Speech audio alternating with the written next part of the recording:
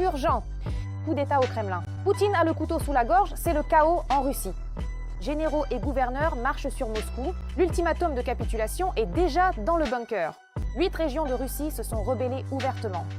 La verticale du pouvoir vole en éclats. Choc, le sud de la Russie est en enfer. Armageddon technologique en Russie, tsunami de pétrole, pluie radioactive, tout ce qui vit est brûlé. Pendant que le sauveur Poutine se terre dans son trou, le sud de la Russie devient une zone d'exclusion. Bombe nucléaire financière. L'Europe a anéanti le Kremlin. La décision la plus cruciale pour l'Ukraine a déjà été prise. C'est l'arrêt de mort de Moscou. Bruxelles a appuyé sur le bouton rouge. Échec et mat pour le Kremlin. Kiev et Bruxelles ont créé une alliance de vengeance. Les États-Unis ne sont plus nécessaires. L'Ukraine dirige un nouveau bloc militaire. Tout cela à suivre dans notre émission Point chaud. Poutine est lâché par les siens. Gouverneurs, rebelles et ministère de la Défense s'opposent au dictateur. L'ultimatum pour mettre fin à la guerre est déjà sur la table. Alors que le dictateur fou prépare fébrilement une nouvelle vague de mobilisation, sa propre verticale du pouvoir se fissure. Cerise sur le gâteau, 8 régions russes se sont révoltées. Découvrez tous les détails. Un vent de trahison souffle sur la Russie. Les chefs de 8 régions vont demander au dictateur russe Poutine de cesser les frappes sur l'Ukraine. C'est ce qu'écrit la chaîne Telegram La Tabatière du Kremlin. Selon leurs sources dans plusieurs gouvernements régionaux, des dirigeants locaux préparent un appel à Poutine pour demander l'arrêt des frappes sur l'Ukraine tant que les problèmes de défense aérienne ne seront pas résolus. Le premier à avoir suggéré cette idée fut le gouverneur de Belgorod, Vyacheslav Gladkov, dès cet hiver. Le Kremlin a qualifié cet appel de parole de traître, mais aucune mesure urgente n'a été prise. Plus tard, le chef de la région de Bryansk, Alexandre Bogomaz, s'est joint aux appels de Gladkov. Selon nos informations, Bogomaz et Gladkov, bien qu'ils soient tous deux menacés de démission, s'apprêtent à envoyer un appel à Vladimir Poutine. Ils veulent appeler à l'arrêt des frappes sur l'Ukraine jusqu'à ce que la défense aérienne protège efficacement nos villes, ou du moins les sites les plus importants, y compris contre les ripostes de l'ennemi. Les chefs du Kraï de Krasnodar Veniamin Kondratiev, de Crimée Sergei Aksionov, du Tatarstan Rustam Minikanov, de Zaporizhia Evgeny Balitsky, de la RPD Denis Pouchiline et de la RPL Leonid Pasechnik prévoient de se joindre à cet appel. Il est rapporté qu'ils ont tous été durement touchés par la situation à Tuapse, surtout par le fait que l'Ukraine a percé la défense aérienne russe. L'appel à Poutine sera envoyé dans les prochains jours. Ses auteurs craignent la colère du tsar père, mais espèrent en même temps que Poutine comprendra la gravité du problème. Nous allons demander à Vladimir Vladimirovitch de cesser temporairement de bombarder l'Ukraine. Alors, j'en suis sûr, les frappes contre nous cesseront ou deviendront plus rares. J'espère que le président nous entendra, a déclaré une source proche de Kondratiev. La saison touristique approche. Qui viendra chez nous dans ces conditions, a expliqué un interlocuteur du gouvernement de Crimée concernant le souhait d'Aksionov de se joindre à l'appel. Les médias russes rapportent que le ministère de la Défense doute de la nécessité de poursuivre la soi-disant opération militaire spéciale en Ukraine. Eh bien, si l'on parle de l'humeur en Russie, les correspondants de guerre sont vraiment déçus par tout et exigent des changements. En même temps, beaucoup d'entre eux doutent que la mobilisation puisse aider en quoi que ce soit. Et dans l'ensemble, on a l'impression que parmi tous les partisans idéologiques de la guerre contre l'Ukraine, seul Poutine lui-même est convaincu de la victoire. C'est-à-dire que ses généraux lui disent donc simplement ce qu'il veut entendre, qu'ils vont bientôt tous les vaincre. Les correspondants de guerre sont déçus et cherchent partout la trahison et la félonie. Le principal râleur pro-guerre, le capitaine des forces armées russes, Ilya Tumanov, auteur de la chaîne Telegram Fighter Bomber, a écrit tout un article sur la mobilisation en Russie. Supposons que 5 millions de citoyens soient mobilisés, la plupart de force bien sûr. Apocalypse à Tuapse. Pluie de pétrole et enfer radioactif. Le sud de la Russie devient une zone morte. Où est donc le sauveur Poutine? Tandis que les habitants de Tuapse cherchent le dictateur du bunker, les oiseaux de la vengeance ont déjà frappé d'autres raffineries. Le secteur pétrolier russe s'effondre comme un château de cartes. Les détails à suivre. Les gentils drones continuent de détruire méthodiquement le secteur pétrolier russe. Rien qu'au cours des dernières 24 heures, plusieurs sites ont été touchés.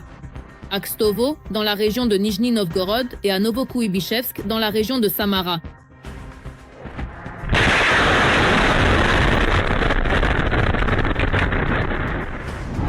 À Kstovo, l'impact a eu lieu à la station de pompage Gorki, un point clé du réseau où le brut transite vers les grandes lignes, notamment vers le système Druzhba, puis vers la Biélorussie, l'Europe et les centres de raffinage. C'est en fait l'un de ces éléments invisibles mais cruciaux de toute la logistique pétrolière.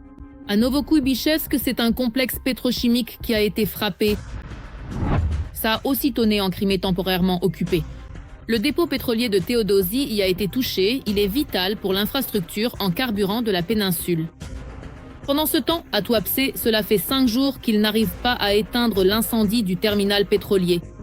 Il appartient à Rosneft et s'est enflammé après une attaque de drone.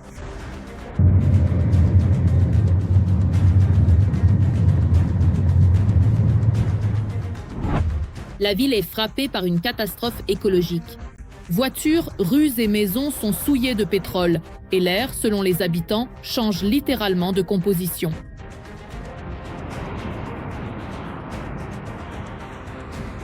Regardez, je viens de traverser Tuapse. La voiture était parfaitement propre. Ce n'est même pas de la pluie de pétrole. C'est de la suie. On a eu de la chance de ne pas prendre la pluie de pétrole. Voilà le résultat. Partout. Elle est juste couverte de suie. J'ai juste traversé Tuapse à toute vitesse. Après un long silence, les autorités régionales ont dû l'admettre. Des taux excessifs de benzène, de xylène et de suie ont été relevés dans l'air. Par endroits, c'est 2 à 3 fois la norme.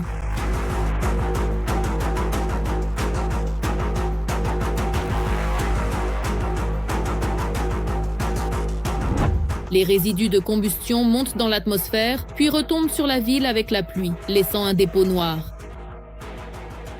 Voilà comment mon enfant est rentré de l'école. Ça ne leur vient pas à l'esprit qu'on pourrait mettre les enfants en distanciel. Je suis parti de chez moi pour évacuer, parce que le nuage de fumée venait vers nous. Là, je m'en vais, je me suis arrêté à une station. C'est le bordel total ici. Ça sent tellement le brûler. Les gens publient des images de retombées noires, de rues polluées et d'animaux couverts de produits pétroliers. Regardez, il pleut. Une nappe de pétrole. Voilà nos flaques, elles sont toutes noires, vraiment. En fait, c'est que du mazout. Du mazout. C'est l'horreur. Et pendant que certains tentent de survivre, d'autres continuent de prétendre que la situation est sous contrôle. Sur fond de fumée et de conséquences de l'incendie, des employés du parquet ont décidé de verdir un peu la ville. De jeunes arbres ont été plantés sur l'allée des Platanes. Aujourd'hui, leurs pertes se chiffrent déjà en dizaines de milliards. Ce sont des pertes critiques pour la Russie. On voit que la Russie ne veut pas s'arrêter. Elle frappe notre énergie et pas seulement, elle frappe nos gens. Nous répondrons à leur plus grande capacité de production. Produire de l'énergie, produire des armes, fabriquer de nouvelles armes. La première attaque contre la raffinerie a eu lieu le 16 avril. À ce moment-là, 3 réservoirs de produits pétroliers ont été endommagés.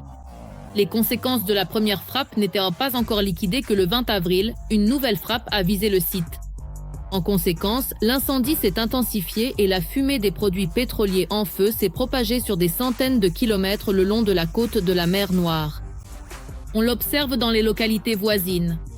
Et selon les images satellites, le panache de pollution atteint même le kraï de Stavropol. Selon des données publiques, depuis 2022, la raffinerie de Tuapse a été attaquée au moins 9 fois. Dans ce contexte, les frappes sur les ports pétroliers ont déjà entraîné une baisse notable des exportations maritimes de pétrole. De la Fédération de Russie à des niveaux minimaux depuis l'été 2024. Selon Reuters, en avril, 4 raffineries russes ont été contraintes de suspendre partiellement ou totalement leurs activités après les attaques ukrainiennes. Parmi elles, les raffineries de Syzran, Tuapse, Nijni Novgorod et Novokuybishevsk. Les compagnies pétrolières commencent déjà à fermer certains puits, enfin les moins rentables, ceux à faible débit, et à injecter moins de pétrole dans les oléoducs pour l'exportation et la consommation intérieure. Cela signifie enfin avant tout une réduction des revenus du budget russe. Des installations qui assuraient encore récemment la stabilité du système pétrolier sont aujourd'hui soit en feu, soit à l'arrêt forcé, perdant leur capacité de production. Et dans ce contexte, la question principale est la suivante. Qui est le suivant ? Coup historique porté au Kremlin. L'Europe a sorti un chèque nucléaire de 90 milliards pour l'Ukraine et a mis la Russie à zéro avec son 20e paquet de sanctions. Bruxelles a enfin appuyé sur le bouton rouge. Comment ce point de milliards changera la donne sur le front dès demain ? Regardez. C'est fait. Le Conseil de l'Europe a adopté par procédure écrite des modifications au budget à long terme de l'Union européenne jusqu'en 2027. Cela signifie que le dernier obstacle juridique au fameux prêt de 90 milliards d'euros en route vers l'Ukraine a disparu. Nous travaillons pour que la première tranche de ce programme de soutien soit disponible dès mai ou juin. Les fonds du paquet européen seront alloués, entre autres, à la production d'armes, à l'achat d'armes nécessaires auprès de partenaires que nous ne produisons pas encore en Ukraine, ainsi qu'à la préparation de l'hiver prochain, à notre secteur énergétique et aux infrastructures critiques. Les politiciens européens rivalisent de messages élogieux, chacun tentant de s'associer à cet événement marquant. En pratique, cette victoire, selon les experts, montre à quel point la famille européenne est divisée et comment les forces pro-russes, dépendantes de l'oléoduc Droujba, ont fini par tous les duper. J'ai l'impression que l'oléoduc Droujba est l'épine dorsale sur laquelle repose le soutien à l'Ukraine et l'unité de l'Union européenne. La décision d'un prêt sur la réserve budgétaire du bloc plutôt que sur les avoirs russes gelés a été prise par les dirigeants de l'UE fin de l'année dernière. Le Parlement européen a soutenu les changements nécessaires. Mais le 20 février, la Hongrie a fermement bloqué la décision. Le gouvernement d'Orban a officiellement expliqué que tant que le pétrole russe ne coulerait pas via Droujba, l'Ukraine ne verrait pas d'argent. Plus tard, la Slovaquie a soutenu la Hongrie, bien qu'aucun de ces deux pays n'ait investi un seul centime de son propre budget dans ces 90 milliards. Il est évident que l'Ukraine manque de fonds et en a autant besoin que nous avons besoin de pétrole, ce qui améliorerait considérablement la situation en Slovaquie, en Hongrie et en Europe centrale. Le gouvernement slovaque n'a pas accepté ce prêt et nous n'y participons pas, tout comme la Hongrie et la République tchèque. C'est un prêt militaire, car sur 90 milliards, 60 milliards serviront à acheter des armes pour l'Ukraine et 30 pour les besoins de l'Ukraine comme l'administration publique. Pendant que les querelles duraient au sein de la famille européenne, Viktor Orban a perdu les élections en Hongrie. Son opposant et vainqueur, Péter Magyar, a déclaré qu'il ne bloquerait pas le prêt, mais que le pétrole devait revenir dans Droujba. Les politiciens ont joyeusement annoncé les 90 milliards après l'arrivée des premiers mètres cubes dans l'oléoduc. Regardez comme c'est intéressant. La Hongrie et la Slovaquie ont obtenu la réouverture de Droujba. Pourtant, ils ne participent pas directement à ce prêt de 90 milliards. C'est-à-dire qu'ils n'alimentent pas ce fonds commun. En d'autres termes, ils ne participent pas au financement. Si ce n'est pas un paradoxe de la politique européenne, qu'est-ce donc ? Les eurocrates présentent le vote du 14e paquet de sanctions contre la Russie comme une victoire. Pourtant, son efficacité reste une grande question, car le document lève les restrictions sur les navires russes. Il y avait une interdiction totale du transport maritime de pétrole russe. Des sanctions de l'UE discutées par les ambassadeurs, l'interdiction totale a été retirée. Ce qui signifie que tous ces navires vont continuer à circuler, trafiquer. Mais attendez, la logique de ce paquet et de cette tranche était de donner de l'argent à l'Ukraine et de couper les vivres à la Russie. On bat la Russie et on tourne la page de l'histoire. Mais vous la prolongez. C'est une bien mauvaise histoire. C'est une histoire lâche et malhonnête. Car en 5 ans, l'Europe aurait déjà pu renoncer totalement au pétrole russe. Interdire les navires. Pourquoi avoir retiré cela ? On sent comme un petit arrangement.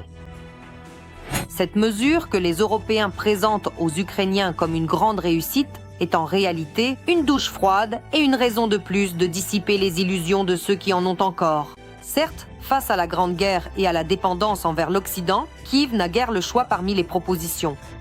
C'est pourquoi les forces de défense font leur coup de cavalier et tout leur possible pour entraver l'exportation de produits pétroliers du pays agresseur.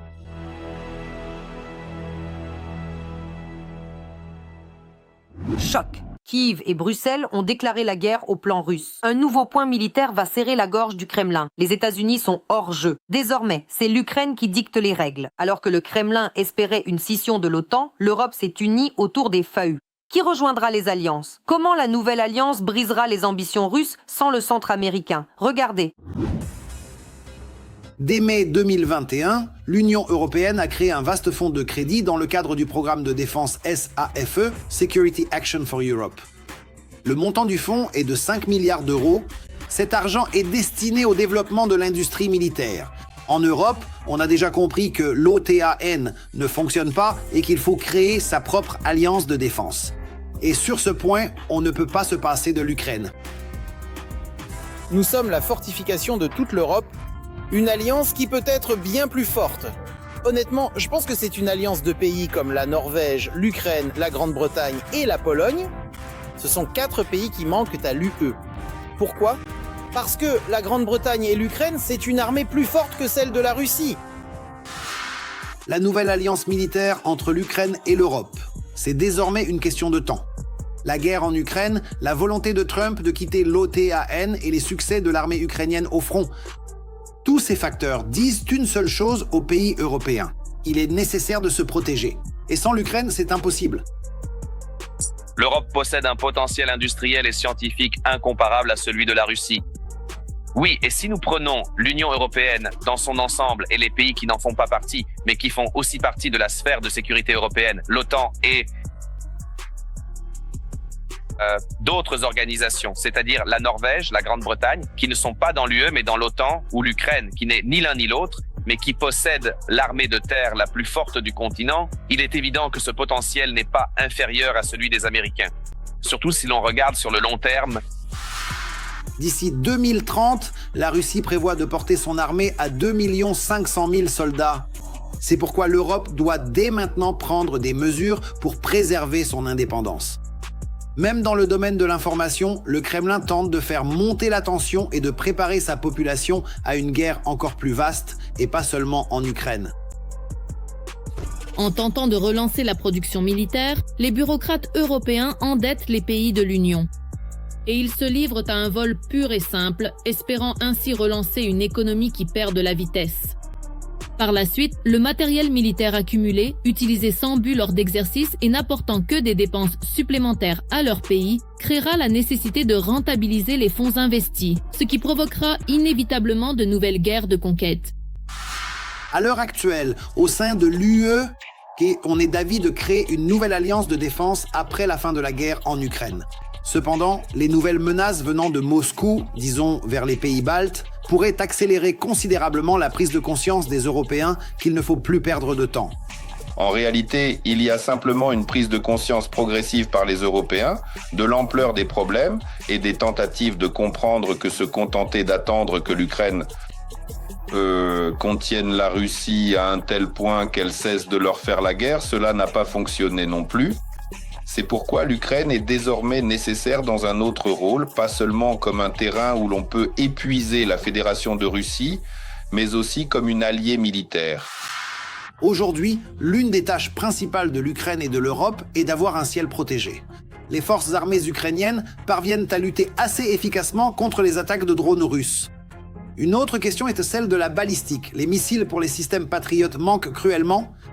Et il semble que l'industrie de défense ukrainienne puisse résoudre ce problème dans un avenir proche. Nous devons créer notre propre système anti-balistique d'ici 1 an. C'est réaliste, très difficile, mais la question réside dans les composants. Nous avons déjà pratiquement résolu un composant. C'est la question des radars. Et puis, il y a la question des missiles eux-mêmes.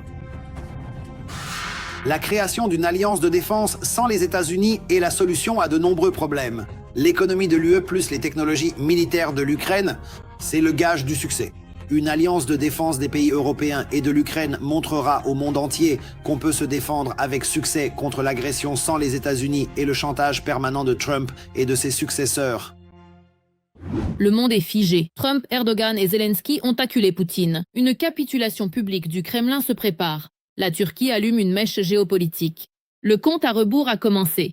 Une confrontation se prépare à Istanbul. Trump a déjà son dossier secret et Erdogan pose ses pièges. Les détails dans ce reportage. Les pourparlers sur la guerre pourraient franchir un cap. L'Ukraine prend l'initiative en main. Zelensky ne refuse pas de rencontres bilatérales ou trilatérales.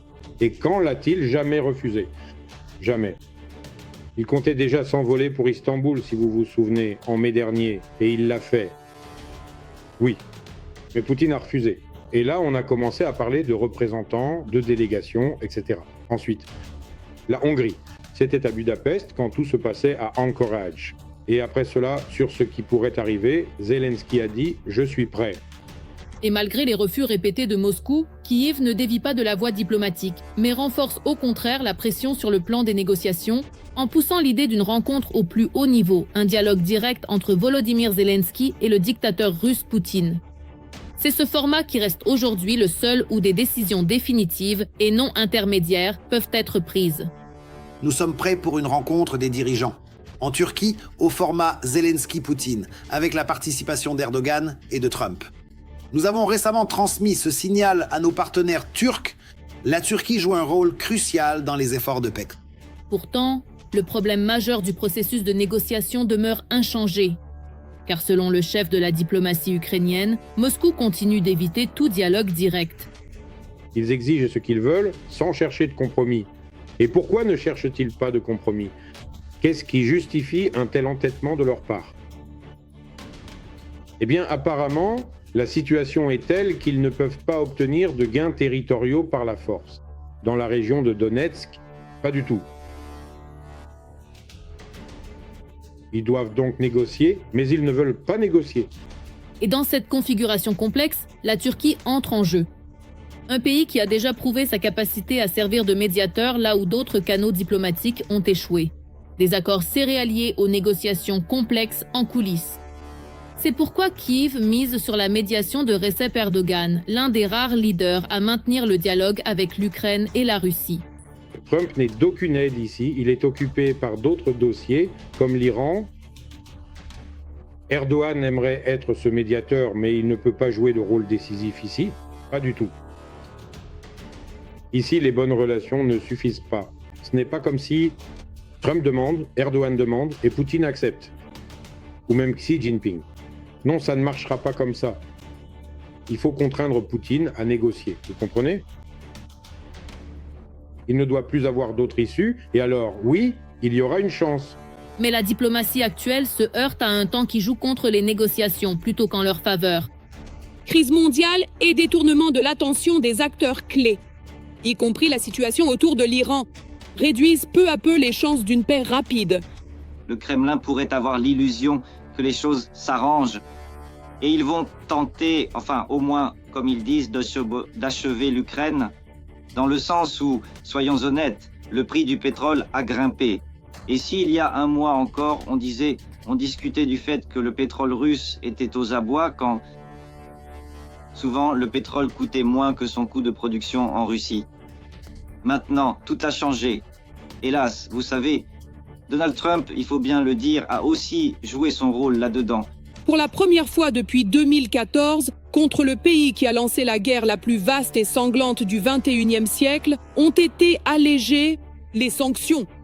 Et si Donald Trump avait montré sa volonté d'accroître la pression sur la Russie, donc de l'accentuer au maximum par les sanctions et en fournissant à l'Ukraine des armes à longue portée, alors je pense que la position russe aurait été différente.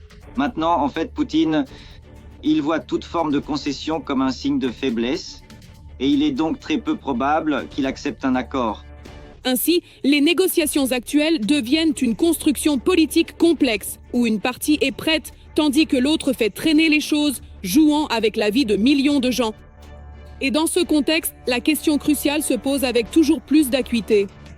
La guerre russo-ukrainienne peut-elle sortir du cycle des tentatives diplomatiques sans fin pour arriver enfin à une décision ? Russie, accueille tes héros. La Russie se noie dans le sang. Les héros de l'opération spéciale ont transformé l'arrière en zone de carnage. Les statistiques sont choquantes. Les héros de la guerre de Poutine chassent désormais les Russes. Et ce n'est que la partie émergée de l'iceberg. Découvrez tous les détails choquants dans ce reportage. Les héros libérateurs se sont avérés être de cruels assassins.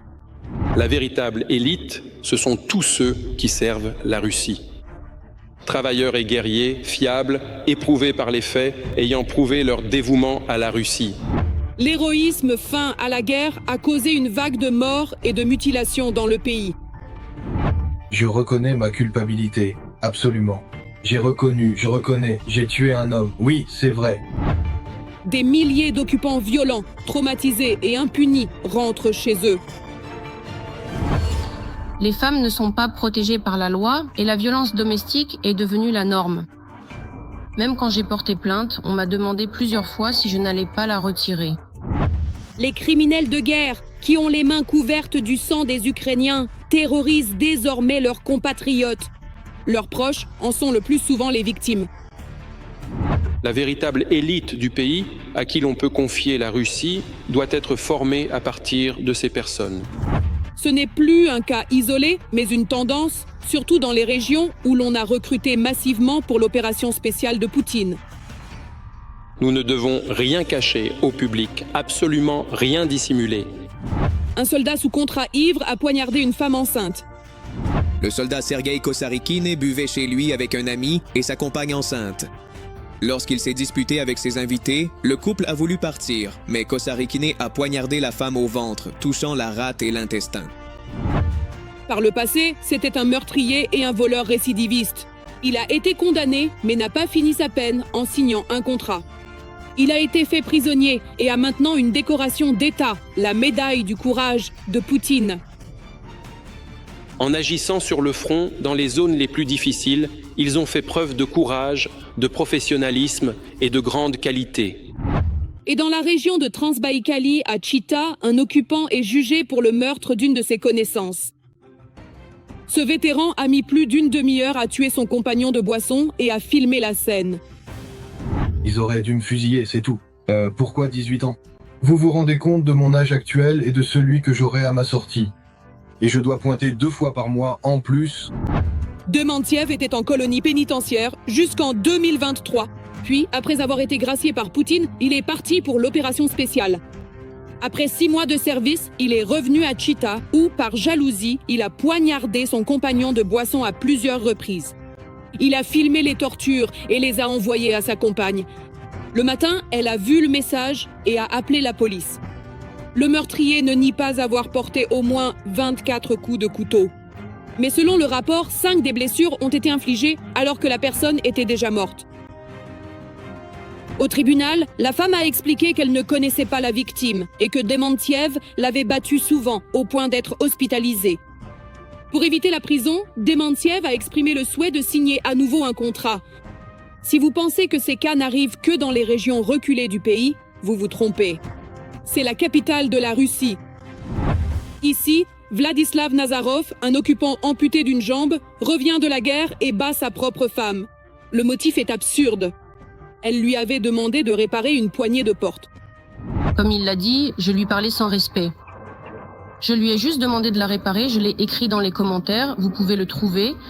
Je lui ai demandé de réparer la poignée de la porte d'entrée car il l'avait cassée la fois précédente en buvant. Il a dit que je lui demandais ça sans aucun respect. Il faut donc demander d'une autre manière. L'agressivité incontrôlée est liée au SSPT, mais Nazarov a même suivi une formation en psychologie. Il s'est simplement jeté sur moi. C'était dans l'appartement, c'était un espace clos. Mes beaux-parents étaient là aussi, ainsi qu'un petit enfant. Il a bondi vers moi et m'a saisi par les cheveux. Il a tout de suite commencé à me secouer comme ça. Et puis ça a dégénéré. En fait, il s'est passé beaucoup de choses. Il m'a même menacé avec un couteau. Il est à noter que Nazarov possède 3 décorations d'État pour son service. À Volgograd, 2 militaires, Anatoly et Evgeny Youyoukin, ont agressé leurs camarades dans un jardin ouvrier. Ils sont jugés pour agression sexuelle commise en réunion. Dans la région de Voronej, la femme d'un occupant tué a été assassinée sous les yeux de sa fille de 9 ans. Dans la cour de sa maison, un homme l'a attaquée, lui a porté plusieurs coups de couteau au ventre et l'a frappée à la tête avec une pierre. Il a trouvé un couteau, a mis une cagoule pour se masquer et des gants. Le matin du meurtre, il s'est rendu chez la victime et l'a attaquée quand elle est sortie dans la cour. Elle laisse derrière elle 4 enfants qui avaient déjà perdu leur père à la guerre. Il est actuellement en détention provisoire. Il est passé aux aveux. Le meurtrier veut partir pour l'opération militaire spéciale. Un groupe de femmes de la région de Voronej m'a informé que l'agresseur a déjà signé un contrat et s'apprête à partir au front. Le meurtrier s'est avéré être un voisin de 38 ans et son mobile était de voler l'indemnité de décès. Désormais, le meurtrier de cette veuve de militaire pourrait échapper à sa peine.